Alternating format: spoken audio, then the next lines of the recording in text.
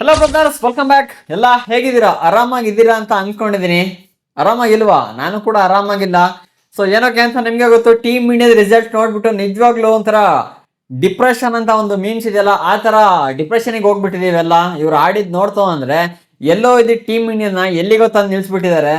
ಆದ್ರೂ ಕೂಡ ಇವತ್ತು ಯಾವ ತರ ಪರ್ಫಾರ್ಮ್ ಮಾಡ್ತಾರೆ ಅಂತ ನೋಡ್ಬೇಕು. ಪ್ರತಿ ವಿಡಿಯೋದಲ್ಲಿ ಕೂಡ ಇದೇ ಹೇಳೋದಾಗಿದೆ, ಯಾವ ತರ ಪರ್ಫಾರ್ಮ್ ಮಾಡ್ತಾರೆ ಅಂತ. ಇವತ್ತು ಕೂಡ ಅಷ್ಟೇ ಟೀಮ್ ಇಂಡಿಯಾಗೆ ಈಸಿ ಅಂತೂ ಇರೋದಿಲ್ಲ. ಏನಕ್ಕೆ ಅಂದ್ರೆ ಪಿಚ್ ರಿಪೋರ್ಟ್ ನಿಮ್ಗೆ ಇಲ್ಲಿ ಓಪನ್ ಆಗಿ ತೆರೆದಿಟ್ಬಿಡುತ್ತೆ ಯಾವ ತರ ಇದೆ ಪಿಚ್ ರಿಪೋರ್ಟ್, ಯಾರಿಗೆ ಸಪೋರ್ಟ್ ಸಿಗುತ್ತೆ ಏನೋ ಅಂತ.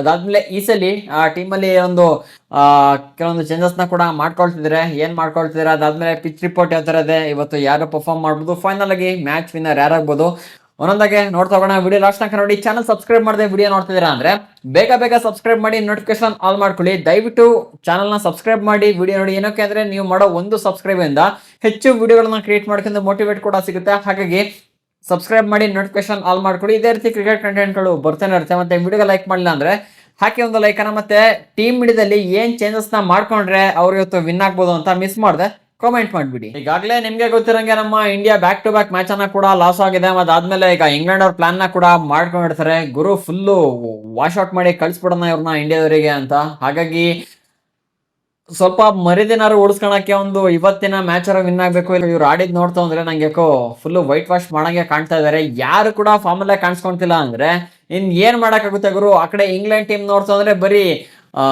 ಒಬ್ರು ಅಂದ್ರೆ ಇಬ್ರೇ ಒಂದ್ ಮ್ಯಾಚ್ ಮುಗಿಸ್ ಹೋಗ್ತಿದ್ದಾರೆ. ಲಾಸ್ಟ್ ಮ್ಯಾಚ್ ನೀವೇ ನೋಡಿದ್ರ, ಸುಮಾರು 158 ಟಾರ್ಗೆಟ್ ಅನ್ನ ಇಬ್ರೇ ಬಂದ್ ಮುಗಿಸೋಕೋದ್ರು. ಅದೇ ಹೇಳಿದ್ದು, ಇವರಲ್ಲಿ 200 ಟಾರ್ಗೆಟ್ ಹೊಡೆದ್ರು ಕೂಡ ಅಷ್ಟೇ ಹೊಡೆಯೋ ಕೆಪಾಸಿಟಿ ಇಲ್ಲಿ ಇಂಗ್ಲೆಂಡ್ ಅವ್ರಿಗಂತೂ ಇದ್ದೇ ಇದೆ. ಮತ್ತೆ ಬೌಲಿಂಗ್ ಲೈನ್ ಅಪ್ ಕೂಡ ಅದೇ ರೀತಿಗಿದೆ. ಮತ್ತೆ ರೀಸೆಂಟ್ ಆಗಿ ಜೋಫ್ರಾ ಆರ್ಕರ್ ಕೂಡ ಒಂದು ಸ್ಟೇಟ್ಮೆಂಟ್ ಅನ್ನ ಕೂಡ ಕೊಟ್ಬಿಟ್ಟಿದ್ದಾರೆ ಅತ್ಲೆಗೆ. ವೈಭವ್ ಸೂರ್ಯವಂಶನ್ ಯಾವ ತರ ಔಟ್ ಮಾಡ್ಬೇಕು ಅನ್ನೋದು ನಂಗೆ ಚೆನ್ನಾಗಿ ಗೊತ್ತಿದೆ. ಈಗಾಗಲೇ 2 ಸಲ ಔಟ್ ಮಾಡಿದ್ರೆ ಅನ್ಸುತ್ತೆ ಜೋಫ್ರಾ ಆರ್ಕರ್. ಲಾಸ್ಟ್ ಮ್ಯಾಚ್ ಅಲ್ಲಿ ಕೂಡ ಔಟ್ ಮಾಡಿದ್ರಕ್ಕಿಂತ ಹಿಂದಿನ ಮ್ಯಾಚ್ ಅಲ್ಲಿ ಕೂಡ ಜೋಫ್ರಾ ಆರ್ಕರ್ ವೈಭವ್ ಸೂರ್ಯವಂಶನ ಕಿತ್ತಾಕಿದ್ದು. ಹಾಗಾಗಿ ಈಗ ಸದ್ಯಕ್ಕೆ ನಾನು ಒಂದು ಸೀಕ್ರೆಟ್ ನ ಬಿಟ್ಕೊಡಲ್ಲ, IPL ಆಗ್ಲಿ ಅದಾದ್ಮೇಲೆ ನಾನು ಹೇಳ್ತೀನಿ ಅಂತ ಕೂಡ ಹೇಳಿದ್ದಾರೆ. ಹಾಗಾಗಿ ಅದನ್ನೇ ಹೇಳಿದ್ದಾರೆ ನಿಮ್ಗೆ ಲಾಸ್ಟ್ ವಿಡಿಯೋ ಕೂಡ ನಿಮ್ಗೆ ಹೇಳಿದೆ ಇದನ್ನ. ಒಂದ್ಸಲಿ ಇಂಗ್ಲೆಂಡ್ ಬೌಲರ್ಸ್ಗೆ ವೀಕ್ನೆಸ್ ಗೊತ್ತಾಗ್ಬಿಡ್ತು ಅಂದ್ರೆ ಪಟಾಪಟದ ಕಿತ್ತಾಕ್ ಬಿಡ್ತಾ ಇರ್ತಾರೆ. ಹಾಗಾಗಿ ಇವತ್ತು ಕೂಡ ಅಷ್ಟೇ ವೈಭವ್ ಸೂರ್ಯವಂಶಿನ ಮತ್ತೆ ಜೋಫ್ರಾ ಆರ್ಕರ್ ಕಿತ್ತಾಕ್ತಾರ ಏನು ಅಂತ ಕಾದ್ ನೋಡ್ಬೇಕು. ಈ ಸ್ಟೇಟ್ಮೆಂಟ್ ಕೊಟ್ಟಿರಕಾದ್ರೂ ಕೂಡ ಅಷ್ಟೇ ಮತ್ತೆ ಇವತ್ತು ವೈಭವ್ ಸೂರ್ಯವಂಶಿ ಜೋಫ್ರಾ ಆರ್ಕರ್ಗೆ ಔಟ್ ಆಗ್ಬಿಟ್ಟ ಅಂದ್ರೆ ಸಮಥಿಂಗ್ ಇಸ್ ದೇರ್ ಅಂತಾನೆ ಅನ್ಕೋಬೇಕು. ನೋಡೋಣ ಹೇಗೋಗುತ್ತೆ ಅಂತ. ಇವತ್ತಿನ ಪಿಚ್ ರಿಪೋರ್ಟ್ ಕಡೆ ಬಂದ್ವಿ ಅಂದ್ರೆ ಮ್ಯಾಚ್ ನಡೀತಿರೋದೆ ಸೌತ್ ಆಂಪ್ಟನ್ ಪಿಚ್ ಅಲ್ಲಿ ಮ್ಯಾಚ್ ಕೂಡ ನಡೀತಿದೆ. ಈ ಪಿಚ್ ಅಲ್ಲಿ ಬ್ಯಾಟ್ಸ್ಮನ್ಸ್ ಗಳಿಗೆ ಕೂಡ ಅದೇ ರೀತಿ ಅಡ್ವಾಂಟೇಜ್ ಕೂಡ ಸಿಗುತ್ತೆ. ಅದಾದ್ಮೇಲೆ ಫಾಸ್ಟ್ ಬೌಲರ್ಸ್ಗಂತೂ ಸಖತ್ತು ಅಡ್ವಾಂಟೇಜ್ ಕೂಡ ಸಿಗುತ್ತೆ. ಫಾಸ್ಟ್ ಬೌಲರ್ಸ್ ಅಂತದಂಗೆ ಈ ಕಡೆ ನಮಗೆ ಜೋಫ್ರಾ ಆರ್ಕರೇ ನೆನಪಾಗೋದು. ಹಾಗಾಗಿ ಅವರಿಗೆ ಇಲ್ಲಿ ಜಾಸ್ತಿ ಅಡ್ವಾಂಟೇಜ್ ಕೂಡ ಸಿಗುವಂತದ್ದು ಫಾಸ್ಟ್ ಬೌಲರ್ಸ್ ಗಳಿಗೆ. ಮತ್ತೆ ಇನ್ನೊಂದೇನೋ ಅಂದ್ರೆ ಇವತ್ತು ಮಳೆ ಬರುವ ಚಾನ್ಸಸ್ ಕೂಡ ತುಂಬಾ ಜಾಸ್ತಿ ಇದೆ.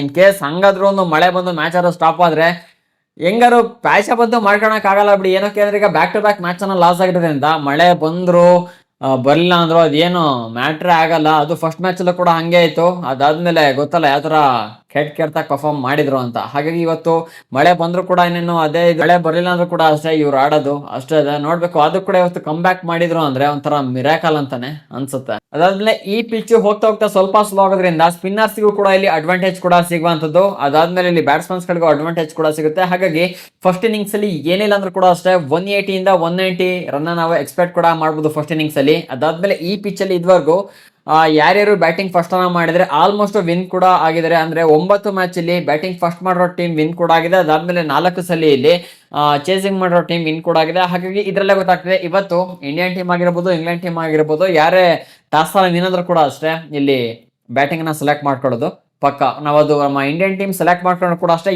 ಏನಿಲ್ಲ ಅಂದ್ರೂ ಕೂಡ 220+ ಕೊಡ್ಲೇಬೇಕು. ಇವ್ರೇನಾದ್ರು ಇವತ್ತು ಕೂಡ ಅಷ್ಟೇ 200 ಒಳಗೆ 190 140 150 ಈ ಲೆವೆಲ್ ಅಲ್ಲಿ ಕೊಟ್ಕೊಂಡ್ಬಿಟ್ರು ಅಂದ್ರೆ ಅದೇ ಹೇಳಿದ್ನಲ್ಲ ಲಾಸ್ಟ್ ಮ್ಯಾಚ್ ಅಲ್ಲಿ ಆದಂಗೆ ಸೇಮ್ ಸಿನರಿ ಆಗುತ್ತೆ. Last match Jos Buttler out ಆದ್ರು ಬಿಡಿ, ಇವತ್ತೇನಾದ್ರು 150 ಅದ್ರೊಳಗೆ ರನ್ ಟಾರ್ಗೆಟ್ ಕೊಟ್ರು ಅಂದ್ರೆ ಇಬ್ಬರ ಒಂದ್ ಮ್ಯಾಚ್ ಮುಗ್ಸಾಕಿ ನಡೀರಿ ಮನೆಗೆ ಅಂತ ಕಳ್ಸಿಬಿಡ್ತಾರೆ. ಇನ್ನ ಇವತ್ತು ಇಂಡಿಯನ್ ಟೀಮ್ ಅಲ್ಲಿ ಕೆಲವೊಂದು ಚೇಂಜಸ್ ನ ಕೂಡ ಮಾಡ್ಕೊಳ್ತಿದ್ದಾರೆ. ಶಿವಮ್ ದುಬೆನ ಹೊರ ಕೂರಿಸ್ಬಿಟ್ಟು ಇವತ್ತು ಸಂಜು ಸ್ಯಾಮ್ಸನ್ ಮತ್ತೆ ಟೀಮಿಗೆ ವಾಪಸ್ ಕೂಡ ಆಗ್ತಾ ಇದಾರೆ. ಅದಾದ್ಮೇಲೆ ವಾಷಿಂಗ್ಟನ್ ಸುಂದರ್ ಲಾಸ್ಟ್ ಮ್ಯಾಚ್ ಅಲ್ಲಿ ಕಾಸ್ಟ್ಲಿ ಕೂಡ ಆಗಿದ್ರು ಅಂತ ಈ ಮ್ಯಾಚ್ ಅಲ್ಲಿ ಅವರ ಜಾಗಕ್ಕೆ ಪಂಜಾಬ್ ಟೀಮ್ ಅಲ್ಲಿ ಆಡಿದ್ರಲ್ಲ ಸುಯೇಶ್ ಶಡ್ಗೆ ಅಂತ, ಸೊ ಅವ್ರನ್ನ ಇವತ್ತು ಟೀಮ್ ಅಲ್ಲಿ ಹಾಕೊಳ್ತಾರೆ ಅಂತ ನ್ಯೂಸ್ ಕೂಡ ಇದೆ. ಹಾಗಾಗಿ ಈ 2 ಚೇಂಜಸ್ ಇವತ್ತು ಟೀಮ್ ಇಂಡಿಯಾದಲ್ಲಿ ಕೂಡ ಆಗ್ಬೋದು. ಇನ್ನ ಇಂಗ್ಲೆಂಡ್ ಟೀಮ್ ಅಲ್ಲಿ ಯಾವುದೇ ರೀತಿಯ ಚೇಂಜಸ್ ಕೂಡ ಆಗೋದಿಲ್ಲ. ಈಗಾಗಲೇ ಆ ಟೀಮೇ ಸ್ಟ್ರಾಂಗ್ ಆಗಿದೆ. ಇನ್ನು ಬೇರೆ ಏನ್ ಚೇಂಜಸ್ ಮಾಡ್ಕೊಳ್ತಾರೆ, ಹಾಗಾಗಿ ಅದೇ ಟೀಮ್ ಕಂಟಿನ್ಯೂ ಕೂಡ ಆಗುತ್ತೆ. ಮತ್ತೆ ಇಂಡಿಯನ್ ಟೀಮ್ ಅಲ್ಲಿ ಕೇವಲ ಒಂದು 2 ಚೇಂಜಸ್ ನ ಮಾಡ್ಕೊಬಹುದು. ಅದ್ ಬಿಟ್ರೆ ಇನ್ನ ಎಲ್ಲ ಕೂಡ ಸೇಮ್ ಇರುತ್ತೆ.